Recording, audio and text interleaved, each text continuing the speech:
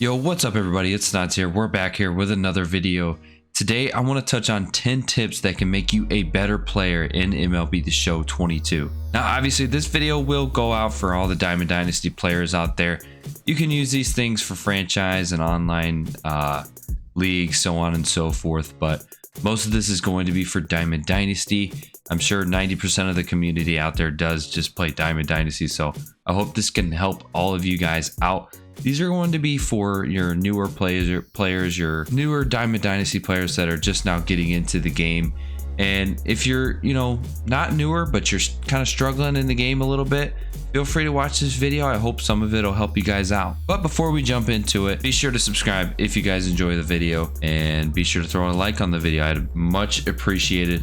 You guys have been awesome so far this year. So let's get into tip number one. Tip number one, when it comes to hitting, make sure that you are using strike zone hitting view. This will give you the best view of the ball, and it's what all the top players use, and you want to give yourself the best opportunity to be great at this game. So I recommend using this strike zone. If you don't like strike zone, you can use strike zone 2. Feel free to do that. And this is actually what strike zone looks like. It's a great view of the ball. You can get a feel of the ball when it's coming in. So yeah, definitely recommend it. Tip number 2, this comes back to pitching. Make sure that you guys are using pinpoint pitching in this game. SDS did release this option in MLB The Show 21, and they did say that if you use this kind of pitching, you do have an advantage in the game. And I like this option way better than pretty much anything else that's out there. You have much control over your ball, and yeah, it just makes things a lot easier. It will feel a little weird at first when you first start using it if you're not used to it, but once you get used to it, you will love it. It only took me about a month to get used to this, so just keep using it. Practice this in Conquest and your moments that you use in Diamond Dynasty, and I promise you, you will master this. Tip number 3, this comes back to hitting. When you are hitting, do not power swing. Only use A. If you use A, you have a very high chance of hitting a home run if you get a good piece of it. If you power swing, you do have a higher chance of hitting a home run. However, your PCI is much smaller when you power swing. So always use A. Use the safe route. You still have a really high chance of hitting a home run if you use A. Tip number 4 is patience. Don't come into online and ranked seasons, BR, whatever it may be, and come in this game swinging at every single pitch that your opponent gives you. Because the moment you do that, you are going to be at a disadvantage. You want to be patient and make your pitcher throw as many pitches as possible. If you do that, you're doing a lot of things. You're making him pitch to you. You're also draining his energy, and pitchers do not like patient hitters. So you want to make sure that you're as patient as possible at the plate, and you're only swinging at your pitch. Tip number 5, this might sound a little cliche, but I recommend practice. MLB The Show is in fact a pretty hard game, especially when you're first picking up the controller for the first time. I remember when I first started playing this game, it was tough for me. I couldn't hit for shit. I could watch all the YouTube videos in the world. It wasn't gonna help me out.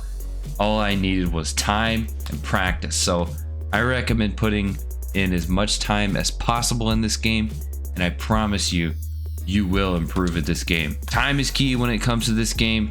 The more pitches that you see, the more hitting that you do, and pinpoint pitching, all that stuff, you will get better at the game. So continue to practice.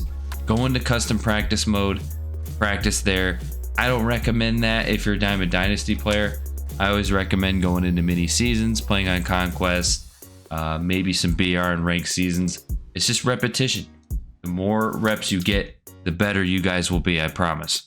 Tip number 6, we're coming back to pitching here, and that is strategizing your pitches. So I'll tell you what I mean by that. A lot of people, they'll come in this game and they have the same pitch sequence over and over and over. So a lot of people, obviously, a lot of people do this. They'll start with a fastball in, and then, you know, maybe at the beginning of the game, your opponent will be missing that a lot. But the problem that a lot of people have is that they continue to use that same pattern over and over and over. When you're pitching, you want to make things, keep things a little creative. Don't repeat your pitch counts over and over and over, because the more you stick with the same pattern, the more that your opponent is going to pick up on it, and he is eventually going to be crushing those balls in the zone. So you want to make sure that you're putting some balls outside of the zone, maybe put a fastball inside the zone every now and then. But if your opponent is chasing pitches, you want to keep that ball outside of the zone. Let him prove to you that he can be patient. Tip number 7 is have an approach when you come to the plate as a batter. What I mean by that is don't come up to the plate without a plan. You want to have something in mind when you come up to the plate. So what I do for an approach is when I have 0 to 1 strike, I am only looking for my pitch and my pitch only. It does not matter if it's in the strike zone. If it's outside in the strike zone and it's not my pitch, I'm not swinging at it. Now, obviously, once you have 2 strikes, that's when you want to protect and swing at anything that's close to the zone, because you don't want to strike out. If you strike out, your opponent's pitcher's confidence will go up a lot, and you'll be at a disadvantage once that happens. So have an approach when you get up to the plate. I promise you, you'll get better at bats when you do this. You'll also drive up your opponent's pitch count a lot when you have an approach, because you're going to be taking a lot of pitches and only swinging at pitches in your zone. Strategy wise, it's just way better. It's just like an at bat in real life. When you go to the plate, you have an approach. You don't just go up there blindly, not knowing what you're gonna do. Tip number 8, use players that you are best with. Do not feel pressured to put in a higher overall card. For instance, I have this Ryan Howard here, and I've had him since day 1. I've got him parallel 3 up to a 91 overall. He's an absolute monster for me. He's probably going to be my first baseman for a while, actually, until he gets another card, which probably will happen pretty fast because he's a new legend. If you're doing well with cards, hold on to him and use his next card. Once Ryan Howard gets like a 95 or something like that, I'm going to be very comfortable with his swing, and he's just going to be better for me. So let's see, I've got 35 games with him. He's hitting 324 for me with 16 home runs. He's driven in a lot of runs, and I feel really comfortable with him at the plate. So I'm not saying you guys have to use Ryan Howard. I'm just saying use players that you do best with. If you have a card in your inventory that's higher than the overall than what you're used to, or higher than the card that you like using, don't feel pressure to use it. Use the cards that you're comfortable using. Use the cards that have the good swings that you're comfortable with, and get good at bats with. A good example for me, this Byron Buxton. He's been in my starting lineup since day 3 or something like that. I am absolutely horrible with Byron Buxton. There's a lot of people out there that are really good with Byron Buxton, but me, I'm not good with him at all. Looking at our stats here, he's hitting 287 for me with 7 home runs.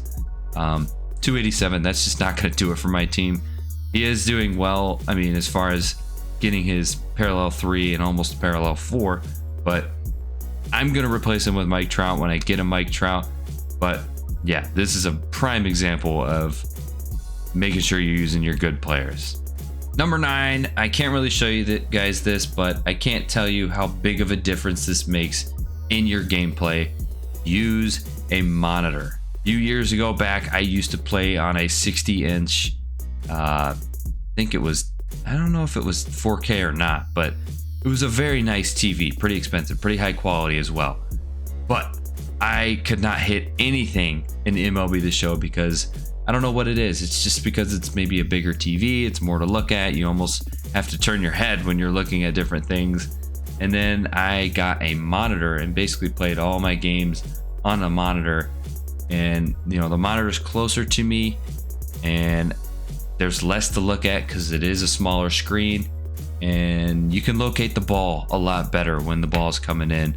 It's just a much better experience, and I highly recommend it. It's cheaper than buying a nice TV.